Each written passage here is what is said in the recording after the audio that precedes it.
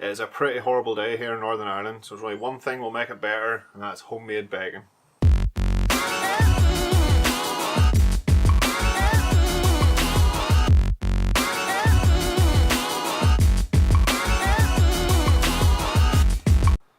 Hi everyone, this is James from Barbechoo.com and welcome back to another episode of BBQ Know. Now this could technically be a cook video, but really we're just going over the process and technique of making your own bacon at home.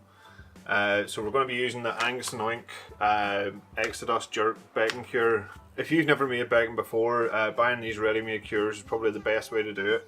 This is only my second attempt at trying it. The first time it worked out great, so I thought I'd make a video on it just to talk you through how to use this cure to make your own bacon.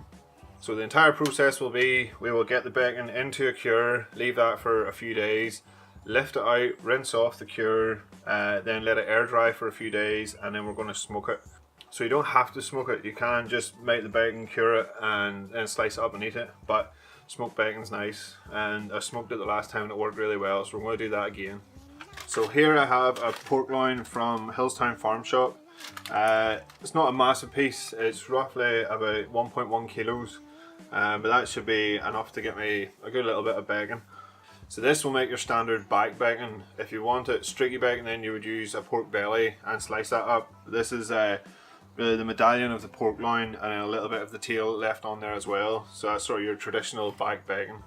Now before we get started, we need to do a little bit of maths to work out roughly how much cure we need to cure this loin.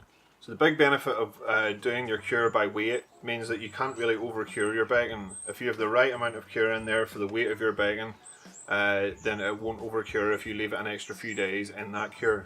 So as we said before, this loin is 1.1 kilos exactly.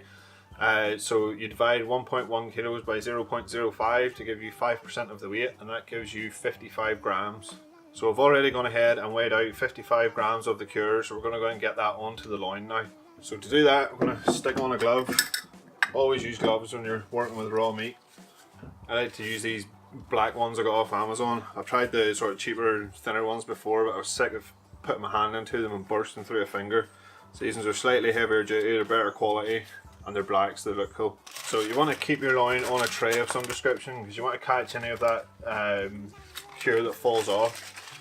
Because we want to add that into the bag then whenever we wrap this up to cure. We don't want to get rid of any of it because we've weighed out exactly what we need. So if half of that's left on the tray, then you're not using the right amounts.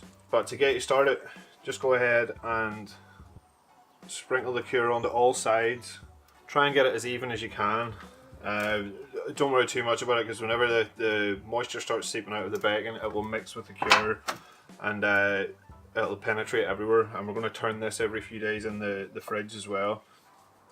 Just sprinkle that last bit on. It might be a little bit alarming how much is left on the tray, but don't panic about it as long as you have a good layer across the whole loin. Once we put this into the bag, then we're going to tip anything that's left on the tray back into it again. Okay, so all that's left to do at this point now is to get it into a bag. If you have a vac pack machines, you can put it in there and use a vac pack. I don't have one, so I'm using the Poor Man's version, which is a good old Ziploc bag. Get the loin down inside. So we've still got all this cure left on the tray. That has to go into the bag as well. So I'm going to ditch the glove at this point. Don't really need it anymore. So the aim here is to get as much air out of the bag as possible. Obviously if you have a vac pack machine, that makes things a lot easier. But the way I like to do it is get it into the corner of the bag. So you have a straight edge here, and up at the top, sealing it most of the way across. So you've just left a little bit at the edge here that isn't sealed. Which lets you press all the air out. If there's still a little bit left in there, then lift the bag and open up that little gap and then just suck the air out. No, I'm joking, don't do that. That'll be a terrible idea. No, just press all the air out and then seal that last part of the bag. There you go. Poor Man's backpack machine. So we need to do a little bit more maths now to work out how long this will stay in the fridge for and cure. So I've gone ahead and measured, this is 2.5 inches thick at its thickest part. The packet says it has to cure for 1 day for every ½ inch thickness, which is 5 days plus 1 extra day, so 6 days total. As I said, we've measured out our cure, so it doesn't matter too much if we leave it for an extra day or an extra couple of days. It isn't going to do it any harm, but we're looking at a minimum of 6 days to cure this joint. So you'll need to measure your own just to see what thickness it is and how long it will take to cure. Streaky bacon obviously isn't as thick as a back bacon would be, so it won't take as long. But just work that out in your measurement and use the little formulation there to work out how long you need to leave it in there for. There's one last thing I should say, and that is that you will need to turn your bacon every day to make sure it cures evenly. So if you put it in fat cap up, the following day you need to go in and turn it fat cap down. So that just helps the cure get into the meat evenly and make sure it's cured right the way to the centre. So I'll go and pop this in the fridge and I'll check back in with you in roughly 6 days time.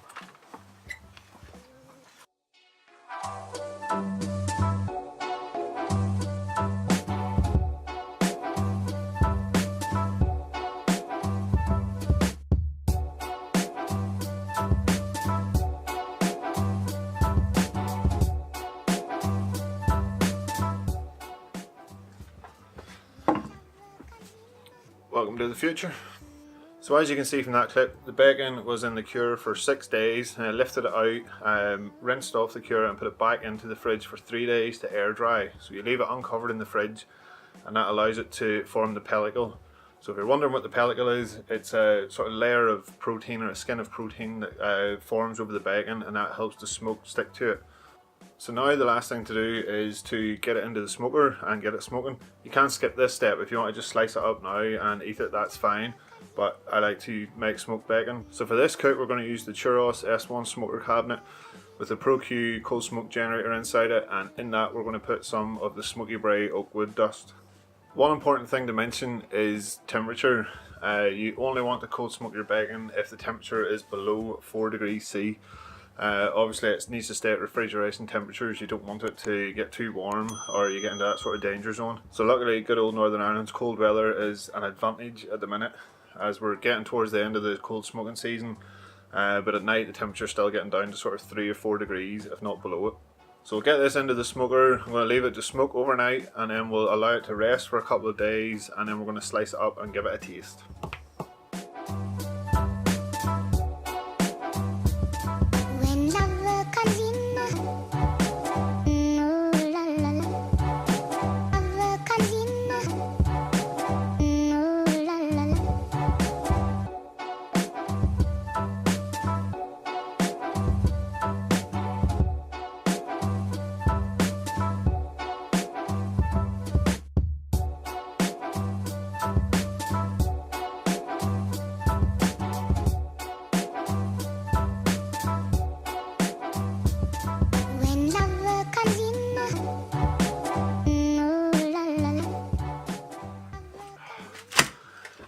It has been a minute since I started recording this video. Curing bacon is a long process. There's not an awful lot of work involved in it or necessarily skill involved in it, but it's mostly waiting around for certain things to happen. But we are finally done. The bacon smoked overnight, and then I lifted it out and rested it in the fridge. So put it into a Ziploc bag and leave it to rest in the fridge for at least 2 days, preferably a bit longer. This was in for 3 days, but in the interest of getting this video made, I had to bring it out. The reason for resting it is to allow that smoke flavour to develop, so the smoke has caught the outside of it. The longer you can leave it to rest, the better that smoke flavour will develop. But we're going to go ahead now and slice it up, and I want to cook some just to show you the difference between curing your own bacon and some of the supermarket stuff. I'm not showing you how to cook bacon. I'm pretty sure most people know how to fry a slice of bacon. But there are some differences in the pan that you'll notice between the two. So have a little watch of this video clip and I'll talk about the differences whenever we come back.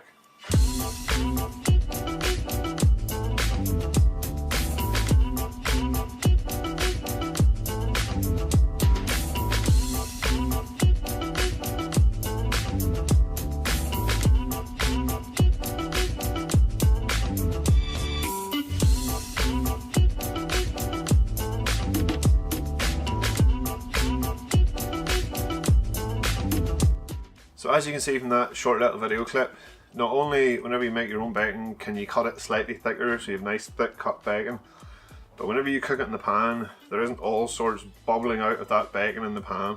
You know exactly what has gone into this. It's been dry cured with good quality pork. There's not a load of water and different stuff in it that's going to bubble out and froth up whenever you're trying to cook it. So that is the big benefit. You know where it's come from, and it's a lot nicer to cook. Without all that water bubbling out of it and foaming out of it, your fat renders down a lot better and it crisps up nicely. Plus it cooks a lot quicker too. As far as that Angus and oink cure, I have used it before, so I know I love it. But to me, it just has the right amount of sweetness, that little tiny tingle of heat in it as well. But it was the perfect cure. I'll leave links below if you want to check it out. But now that you've made your own bacon, you're going to want to try it in a cook. So click here to watch my bacon double cheese smash burgers video. It'll go perfect with this. If you like this video, please give it a thumbs up. If you haven't already, subscribe to the channel, and I will see you in the next video.